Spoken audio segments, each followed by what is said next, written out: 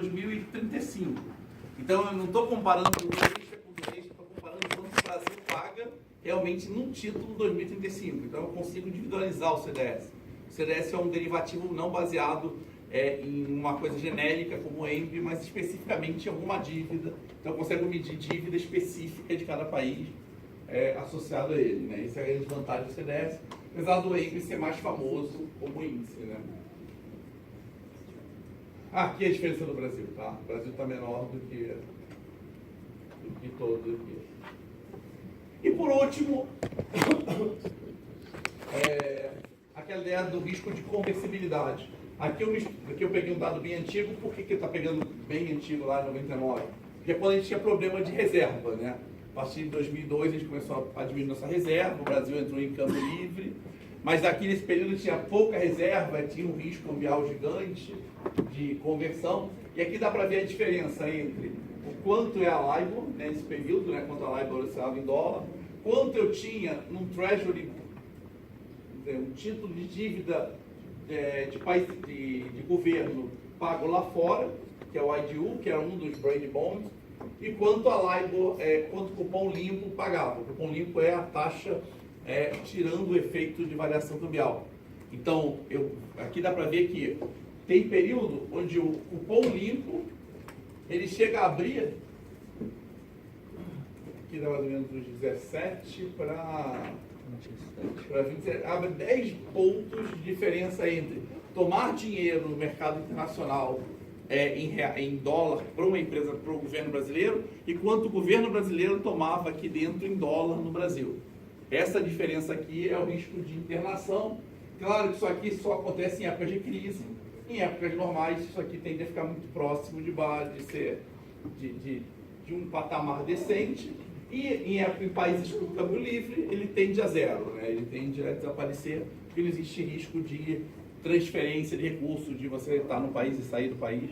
Então, essa é a grande vantagem do ponto de vista de indicadores. Então, com isso a gente viu os 3 fatores formadores de qualquer câmbio, né? Que é a LIBOR, o risco país e o risco de internação de recursos de comércio exterior. Se tiver interesse de aprofundar nesse tema, quem gosta de juros em dólar, tem um capítulo no livro do Securato, que é aquele cálculo financeiro de tesouraria, que só fala sobre variação, sobre curva em dólar.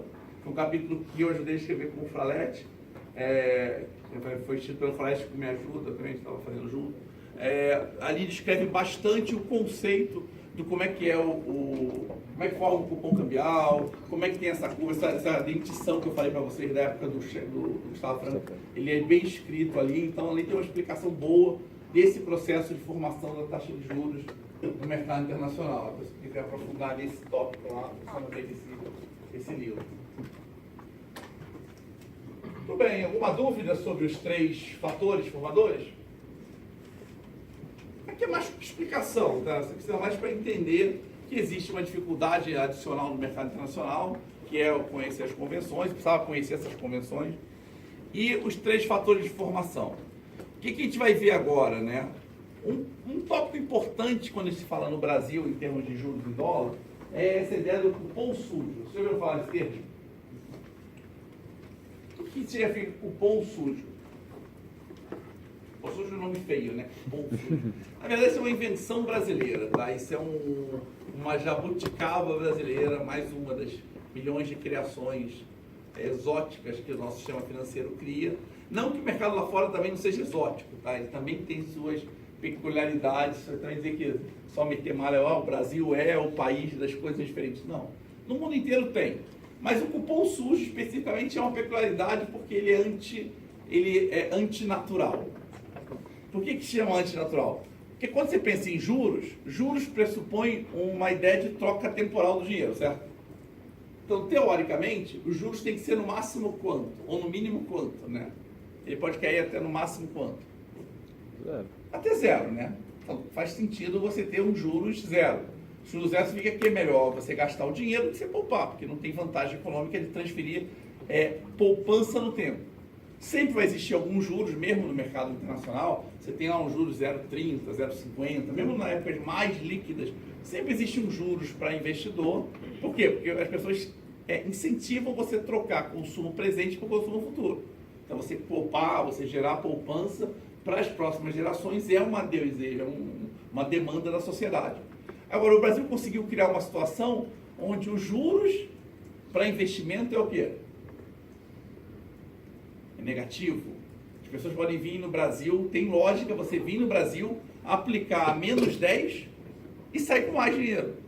Ou seja, esse é um paradoxo que foi criado aqui dentro. As pessoas criaram uma operação onde existe juros negativo e existe ganho econômico, o que não faz sentido nenhum do ponto de vista de economia. Tanto que a maior parte do sistema de risco, quando vieram para o Brasil, isso lá nos anos 2000, sei lá, 98, 2000, eles tinham uma dificuldade, até hoje os sistemas têm, de como é que eu vou... Os sistemas são programados para não deixar a taxa de juros cair abaixo de zero. Só que as taxas de juros eram abaixo de zero no Brasil. Então você tinha que refazer todo o core do teu programa, todas as travas dos teus sistemas de precificação, boletagem, porque existia uma possibilidade no Brasil de você registrar uma operação em cupom cambial menos 3, menos 5. Mas de onde é que surge isso? Surge desse exemplo que eu estou dando aqui. Esse exemplo aqui é um exemplo que envolve muita conta. Eu vou fazer uma explicação para vocês no exemplo mais simples, porém uma taxa mais absurda. Aqui a taxa é mais próxima de um movimento verdadeiro, porém ela é mais difícil porque tem muita conta de divisão, período não é um período cheio. Vamos trabalhar com o mesmo conceito, vamos trabalhar num período um pouco mais longo e com uma variação um pouco maior. Vamos lá. Qual é o grande problema do mercado cambial brasileiro? Qual é a grande jabuticaba criada aqui dentro, que é o grande diferencial do nosso mercado? Primeiro, o Brasil, o dólar, não existe dólar, tá? Existe variação cambial. Então, o dólar não é uma moeda, dólar é indexador. E para proteger os investidores, né, as pessoas devedores em dólar, os investidores em dólar, algum gênio do Banco Central, lá, quando ele estava sentado na sala dele sem fazer nada, ele criou uma forma de evitar que as pessoas possam ser punidas pela ganância dos bancos e enganar qual é a cotação dele. Como é que eu faço que as pessoas não sejam enganadas?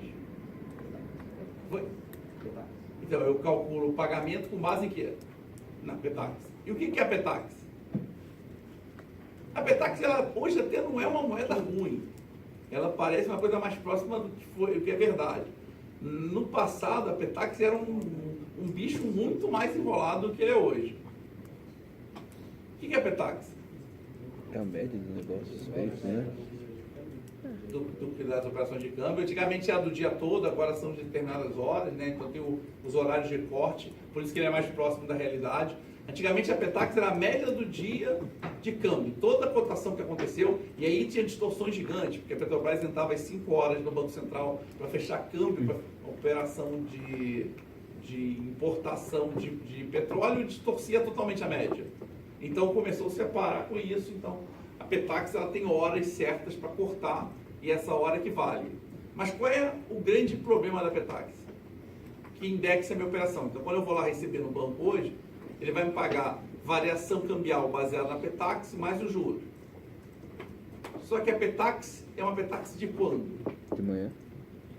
Do dia anterior? Até a uma, duas. De ontem. De ontem. Na verdade, é a média do câmbio de ontem. Então eu recebo hoje a variação cambial que vai até ontem. Esse que é o grande problema. Por que o cara do Banco Central fez isso? Porque ele falou, desse jeito não tem como enganar o povo. É verdade. O câmbio de ontem pode mudar? Não, porque já é a média de ontem, então já foi definido. No final do dia, lá às 6 horas da tarde, o Banco Central divulgou, olha, a média da Petax da meio-dia, de meio-dia a 1, é, sei lá, 3,16. Ponto. Não dá mais para mudar. Já não vai existir mais a hora de meio-dia a 1 no passado. Então, isso vai ficar fixo. Só que isso gera um problema, porque eu estou baseando o meu pagamento hoje num câmbio que já não existe mais, que é um câmbio baseado num cenário passado. Você imagina se hoje, durante o dia de hoje, existe lá, os Estados Unidos invade a Coreia do Norte. Ou, o que aconteceu hoje? O câmbio estava disparando por quê? Por medo do que vai acontecer com a Catalunha. Existe uma preocupação internacional, isso impacta o câmbio, só que toda a remuneração do meu investimento em dólar está baseada em ontem. Então, se criou um paradoxo no Brasil, que é usar uma cotação de uma coisa que não existe mais. E como as pessoas não são bobas, as pessoas querem compensação por isso. Então vamos pegar esse exemplo de Petax Spot, não com esse aqui tão... Porque aqui a variação é pequena, tá vendo? De 36 para 44, já é uma variação alta. Eu vou colocar uma variação mais brusca. Vamos lá, eu tenho uma cotação... Primeira coisa, eu tenho lá um investidor internacional, John.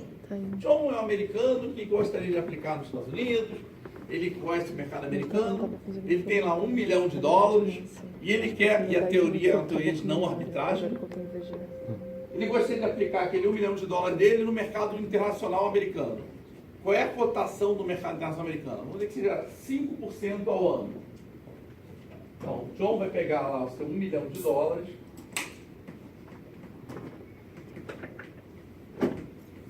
e vai pegar esse dinheiro e vai fazer o que com ele? Vai aplicar ele por um ano, a 5% ao ano. Ele vai receber quanto no final? Sem convenção, sem matemática complexa, muito simples. $1,50 milhão, certo? Ou seja, ele vai receber aqui $1,50 milhões. Isso se ele fosse pegar o dinheirinho dele lá nos Estados Unidos, aplicasse $1 milhão lá e beleza. Só que esse cara não, ele falou, cara, eu sou chato pra caramba, eu quero viajar pelo mundo, eu gosto de brincar em FX, eu gosto de trocar coisas, eu gostaria de fazer uma aplicação num lugar diferente. Eu gostaria de aplicar no Brasil esse meu recurso. Aí ele vai pegar esse dinheiro, vai internar esse dinheiro no Brasil, a uma cotação de câmbio, vai pegar esse dinheiro, vai aplicar a uma cotação, a um cupom cambial mais a variação cambial, a aplicação dele, e vai pegar esse dinheiro aqui e vai retornar para o mercado americano. Para não ter arbitragem, quanto deveria ser o ganho dele no final da operação? 5%. O mesmo $1,50 milhão lá no final. Então ele teria que entrar no Brasil, aplicar o dinheiro e sair com $1,50 milhão para não ter risco.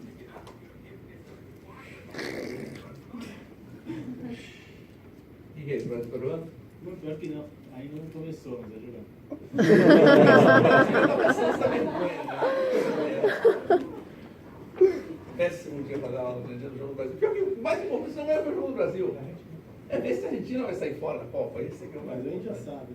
Não sei, quero o Messi. Então vamos lá. Ele vai pegar o dinheiro aqui, vai converter, vai carregar e vai levar de volta para fora. Só que quando ele vai entrar no mercado brasileiro, ele se depara com umas peculiaridades. Aqui dentro a gente tem duas cotações para o mesmo dia. A gente tem uma cotação chamada Spot e uma cotação chamada Petax. Imaginar aqui. Começo da aula. Essa aqui, 768.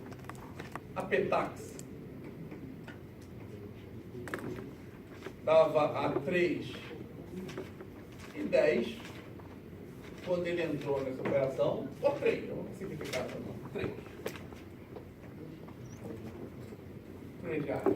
Só que nesse dia teve voltando, eu estou chutando um valor alto para compensar uma operação de um ano, você não precisa fazer conta percentual. Claro que isso que vai acontecer, esse choque, é um choque extremamente alto que não acontece normalmente.